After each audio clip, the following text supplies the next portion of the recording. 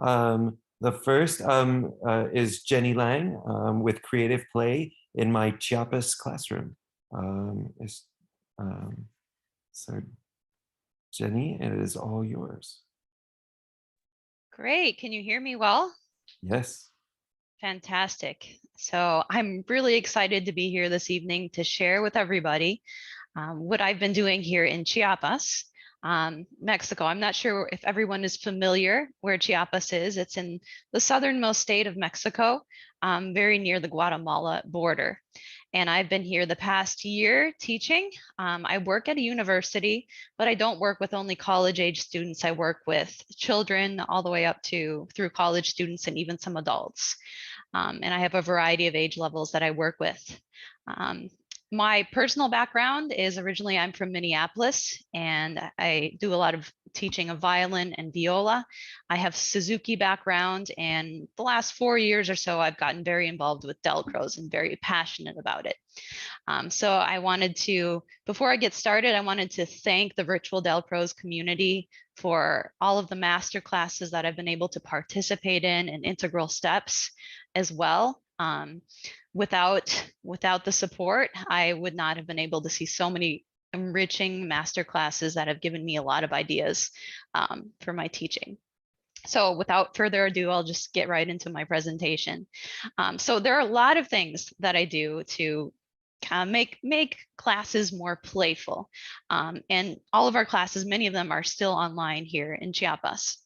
But one of the areas I'm most passionate about is Baroque music.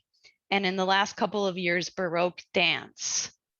And I know we were talking about Baroque dance at the beginning, so this kind of fits. And a couple of years ago, I started taking some workshops in Baroque dance, and it really enriched my understanding of how to perform like the minuets and the gavottes, the bourrées, some of the various dance forms. So many of them which show up in a lot of the Suzuki repertoire. And as a Suzuki teacher, I'm using a lot of that repertoire. So I found that it helped me understand the phrasing so much better, that it just seemed bizarre to me to not teach it to my students. And it didn't matter what age they were, if they're 9 years old or 30 or 80 years old, that they should learn these dance steps. So that is what I want to share with you today. So what I usually do to kind of whet my students' appetite is I get them thinking about the Baroque era and kind of what it would have been like to dance a gavotte and to be in the Palace of Versailles and to wear a wig and a big dress and the costumes of the Baroque era. So what I do is I usually show some video clips from like Marie Antoinette, the movie that shows a lot of the Baroque dance and the costumes. And then I invite them to share their reactions. Like, what did you like? What did you think was weird? Like, what did you think of the costumes and the wigs? And we talk about that, and I get various responses. And from there, we go into some what I like to call time travel. So I invite them to think like, okay, if you were going to dance that gavotte or that bourrée or that minuet, what kind of dress would you wear, or what color dress would you have on? And so we kind of get into the imagery of it and a little bit of time travel. And then from there, I start to teach some of the Baroque steps that I have learned. And in a minuet, we know that it's basically grouped in 2-bar phrases for the dance form, 2-bar phrases of three beats per measure, so 6 beats total. And so you have a step, step, step, step, step, bend, which is the preparation for the next sequence of dance steps. And that's the most basic step, is the step, step, step, step, step, bend.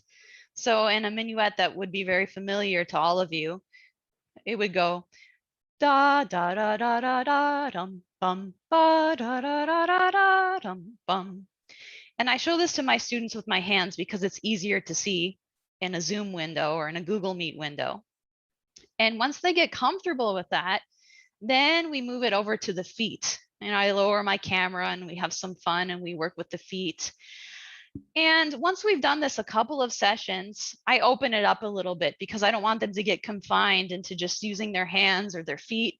And we kind of experiment with other parts of the body. And this gets into the Dalcroze language of kind of like improvisation and how we can do this a little bit differently and feel that beat one kind of strong. And from there, we move it over to the instrument, to the violin or viola in my case. And, how can we make that first beat feel strong? Are we going to use more speed like we did when we made that first step? Or are we going to use more bow, more distance? We're going to cover more distance with that, like we did with that first step. So more distance with our bow too. And I've been really surprised. I wasn't sure if all my students would like the dancing, but I've had my teenagers get really excited about it and get really creative with their movements. And they remember the lessons really well. And then when they go to play, I definitely hear more energy in their playing and more phrasing that would certainly help the dancers. And we talk about that too, that why is it important to play it like this? And we talk about how the dancers need that extra energy on the upbeats, and that if they don't get that, they might fall, which kind of makes the students laugh a lot of the time, to think of a dancer falling over or running out of energy. So they realize how important it is. So that is just one of the ways that I incorporate movement and Dalcroze into my classroom here. And I wanted to keep my presentation to the 5 minutes, so I can stop here and invite questions. Thank you, Jenny. We are going to have lots to talk about.